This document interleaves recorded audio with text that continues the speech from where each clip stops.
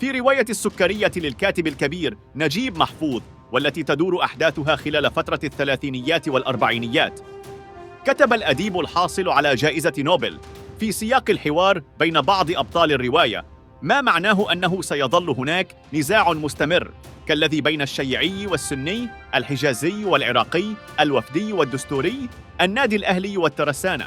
كانت ثنائية الكرة في ذلك الوقت هي الأهلي والترسانة. فأين المختلط؟ في هذه الفترة كان الترسانة هو المنافس الأول للأهلي وصاحب الشعبية الثانية بالقاهرة، وكان هذا أمر طبيعي، فأي مصري في ظل الاحتلال الإنجليزي من سيشجع؟ طبيعي مش هيشجع المختلط. كان البعض يشجع المختلط حين يلعب له حسين حجازي فقط، وعندما يتركه لا يجد جمهوراً. فماذا حدث لجمهور الترسانة؟ بعد أن تولى عبد الحكيم عامر رئاسة اتحاد الكرة في نهاية الخمسينيات، كما تولى شقيقه حسن عامر رئاسة المختلط في بداية الستينيات. ومع بدء إذاعة مباريات الدوري في الراديو بعد أن كان يتم نقل مباريات قليلة، حكى لي شخصياً أحد كبار المشجعين أنه كان يتابع المباريات بالراديو، وكان محمد لطيف يعلق على المباريات ويضخم كثيراً من نادي المختلط ولاعبه حماده إمام. وكانت ترسانة فريقاً كبيراً يخشاه الأهلي والمختلط. وحان لقاء المختلط والترسانة بملعب الترسانة، فقررت أن أشاهد الفريقين من الملعب، وذهبت ومعي الراديو لأسمع لطيف وأعرف اللاعبين.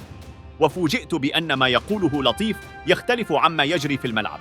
تضخيم رهيب لأي لعبة للمختلط وحماده إمام. وعند الترسانة ورغم وجود حسن الشاذلي ومصطفى رياض لا تجد شيئاً على الرغم من نجومية هذين اللاعبين. ولهذا سمعنا من أقطاب المختلط عن شعبيته.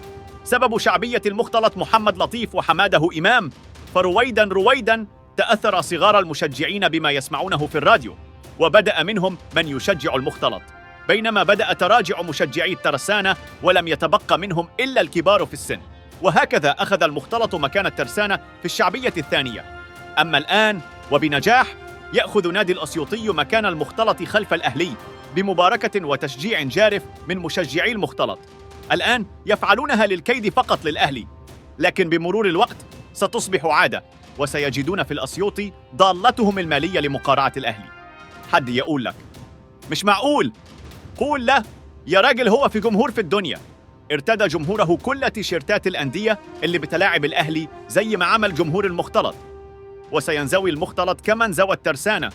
لكن الفارق أن جمهور الترسانة كان وفياً لم يبيع ناديه كيداً في نادي آخر، بينما سيفعلها جمهور المختلط الذي يكره الأهلي أكثر مما يحب ناديه، لأنه جمهور ضد الأهلي وخلاص.